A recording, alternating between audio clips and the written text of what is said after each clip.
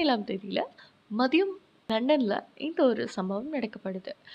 இலவச பீர் தெருவுல ஓடுது. ஆமாங்க. ஒரு வெள்ளம் வந்தா எப்படி இருக்குமோ, வெள்ளக்காடா காட்சியளிக்குது. மியூக்ஸ் அண்ட் கோ அப்படின்றவருக்கு சொந்தமான பீர் ஆலையிலிருந்து தான் இந்த ஒரு விபத்து சம்பவம் நடக்கப்பட்டிருக்கு அப்படின்னு சொல்றாங்க. ஆமாங்க. 22 அடி உயரமால ஒவ்வொரு பீப்பாய் அதாவது கிட்டத்தட்ட இது மாதிரி 3500 பீப்பாய்கள் இருக்கக்கூடிய அந்த ஃபேக்டரியிலேருந்து தான் இந்த விபத்து ஏற்பட்டிருக்கு. பீப்பாய்கள் ஃபுல்லா பீர் நிரம்பப்பட்டிருந்தனால, அதோட அழுத்தம் காரணமாக அதிலிருந்து ஒரு இரும்பு வளையம் அதாவது 29 இரும்பு வளையங்களைக் கொண்ட இந்த பீப்பாய்கள் வெடித்தது தான் இந்த விபத்துக்கு காரணம் அப்படின்னு சொல்றாங்க.